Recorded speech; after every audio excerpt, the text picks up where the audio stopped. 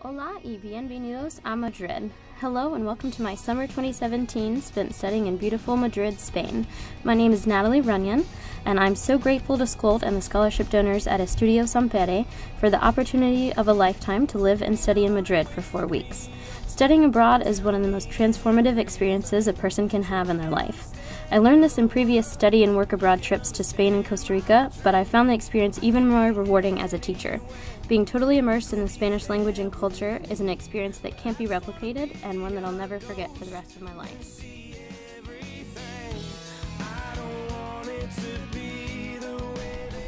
The benefits passed along to my students really began before I even left the country. In my hometown of Morehead City, North Carolina, where I teach high school Spanish, most students aren't exposed to diverse cultures or global perspectives before they take a language class. The idea of leaving the county, much less the country, is a far-out idea for many. Sharing my plans and news about the scholarship showed students firsthand the importance of being a lifelong learner, leading into great discussions about study abroad opportunities in their own future. The SCOLT Scholarship is an excellent way for teachers to lead by example and show students how beneficial it is to take risks, always keep exploring, and to use their language skills to make connections with people around the world.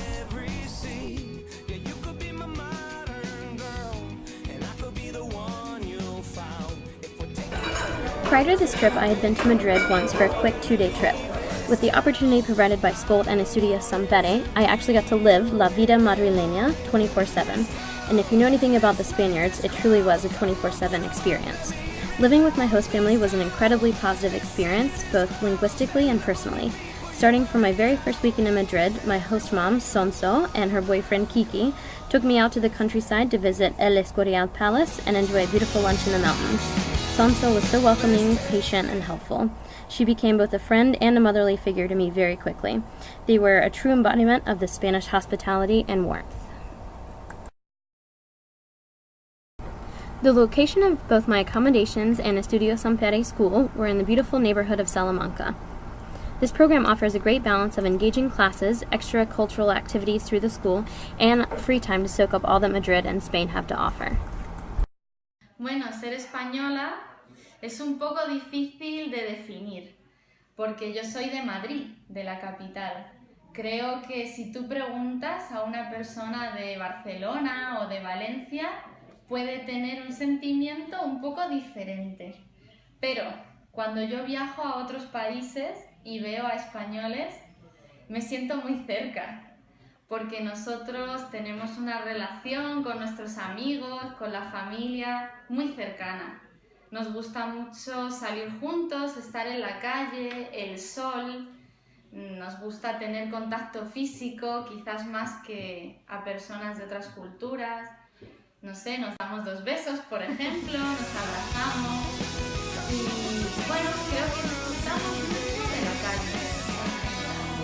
¿Cómo es un día típico para? The courses of 4 hours a day were a great mix of conversational, cultural, and grammatical components that left me feeling refreshed and full of new ideas on teaching practices and future lessons. The professors and staff at Estudio Sampere are all professional, supportive, and really eager to share their language and culture with you.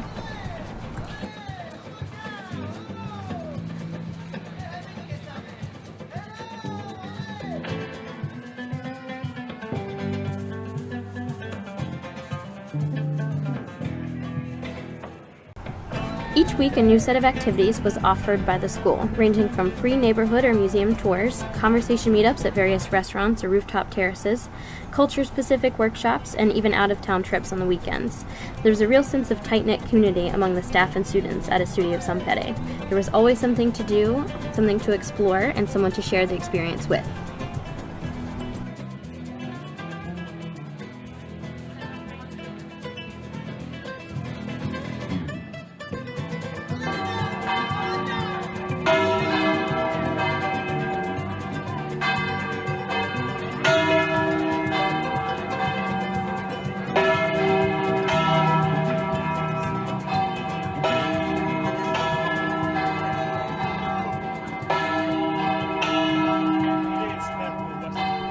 Living in Madrid for a whole month really gave me enough time to get an in-depth understanding of different monuments, museums, and famous sites important to Spain's history. I feel like I can really teach more in depth from an insider's point of view now that I've had these experiences myself. I was also fortunate to be in Madrid during the World Pride Festival. It was a beautiful time to be in the city, seeing all the positivity and love spread through decorations, concerts, and of course the main event, the Pride Parade.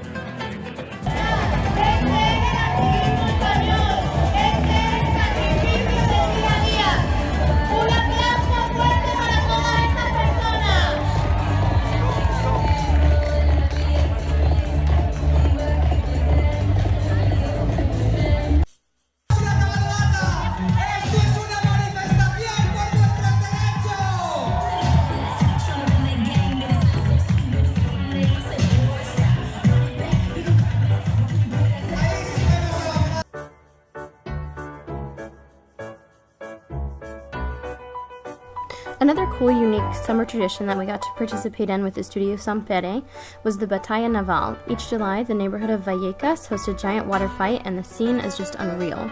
There are thousands of people parading in the streets, throwing water balloons, shooting water guns at each other.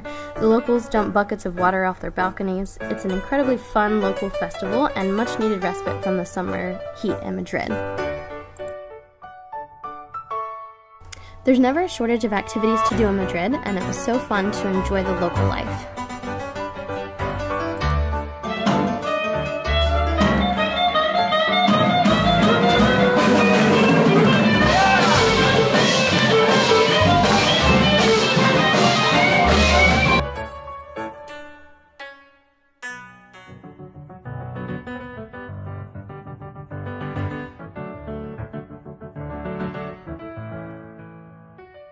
From the well-known sites like the Plaza Mayor and Puerta del Sol to gentrifying Lava Pies, I spent much of my time exploring the different neighborhoods of Madrid and seeing all the diversity in each area.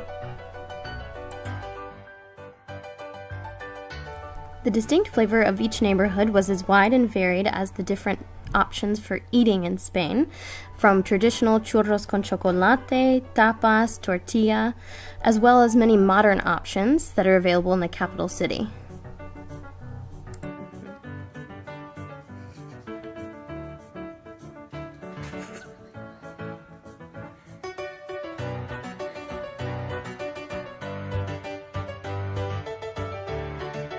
One of the coolest dining experiences was eating at the Sobrino de Botín, one of Hemingway's old haunts and the oldest operating restaurant in the world.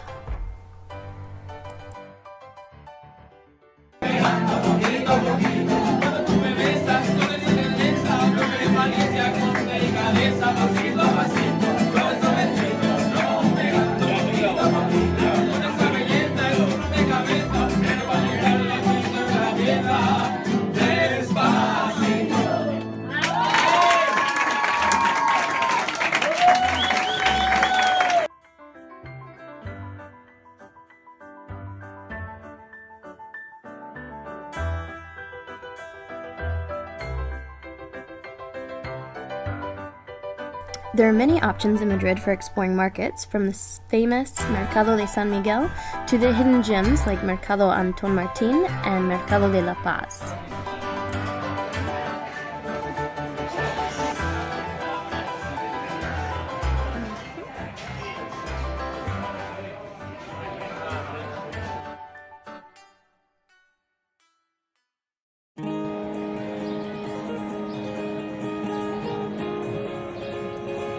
While Madrid is a city full of historical monuments, world-renowned art galleries, and many museums, it's also a city that's rapidly modernizing and gentrifying.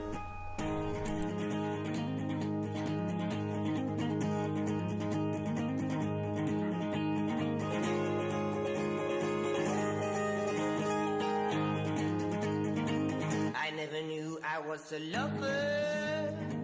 Just 'cause I steal the things you One thing that all Madrid barrios have in common, whether day or night, young or old, there's always a Spaniard out enjoying life in the streets of Madrid.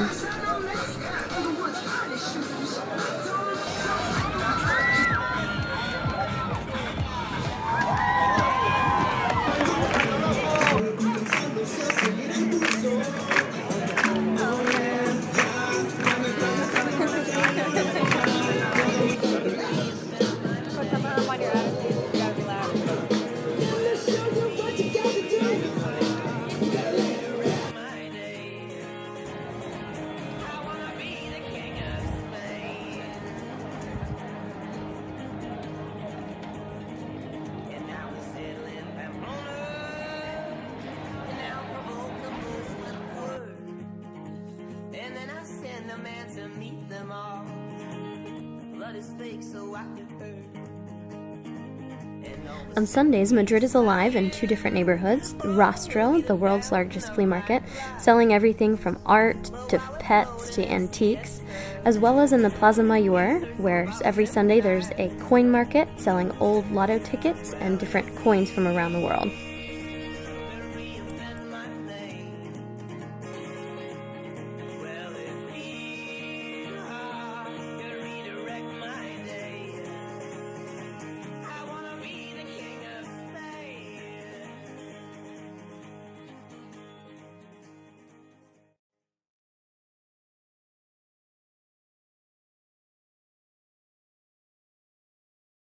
Many hours were spent in Madrid's beautiful Retiro Park, where you can rent rowboats, bikes, rollerblades, take dance classes, enjoy art museums, or just enjoy the great people watching.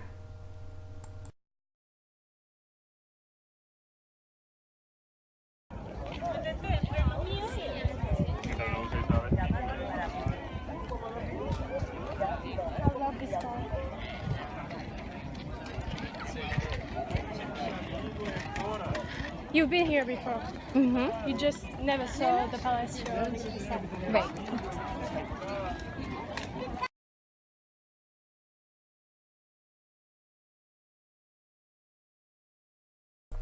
While in Madrid, I was able to gain a lot of authentic resources, photos, and videos because there's nothing like a unique personal story integrated into lessons to pique students' curiosity.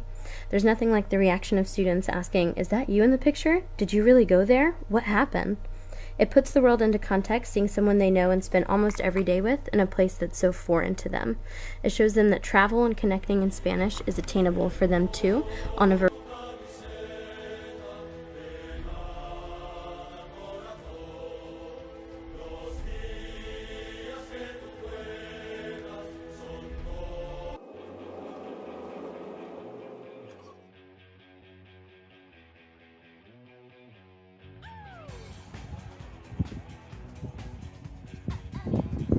Being centrally located in Madrid with the AVE high-speed trains made seeing other parts of the country incredibly easy. With new friends made at school, I traveled on 2 weekends to Córdoba, Sevilla, Salamanca, Granada, and Segovia.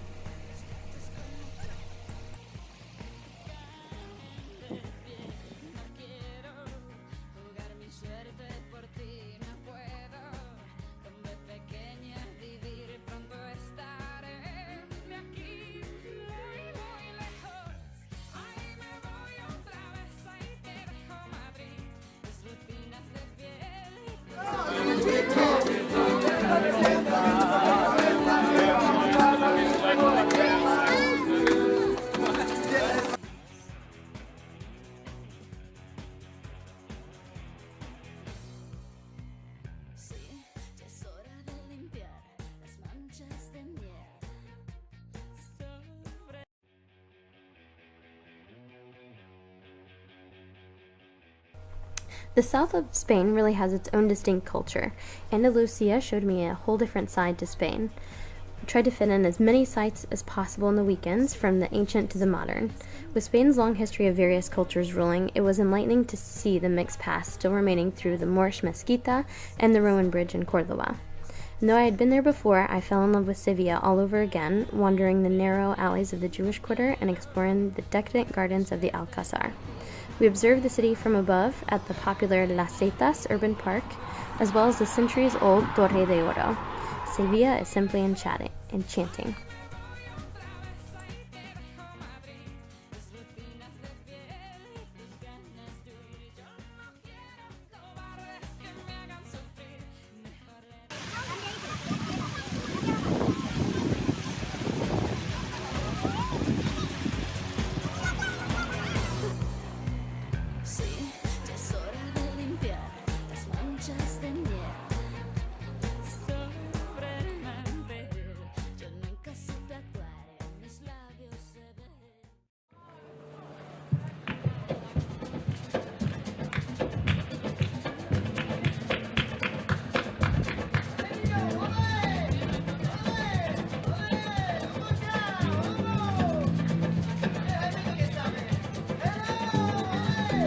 A big highlight of the trip was getting to see 3 different flamenco performances.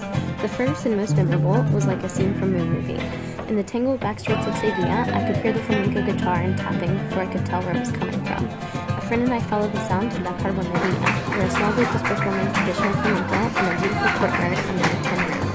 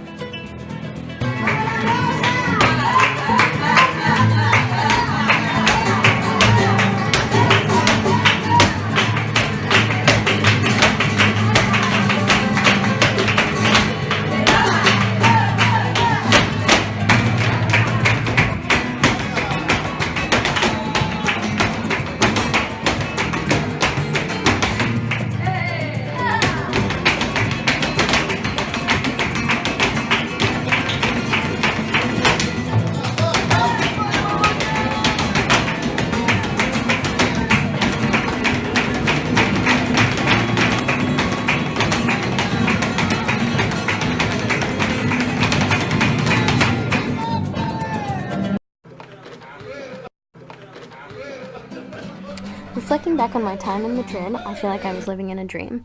From waking up and having café con leche with locals in the coffee shop, exploring Madrid during the day and taking courses in the afternoon. I grew very close to new friends from around the world and my wonderful professors at Estudios San Fede.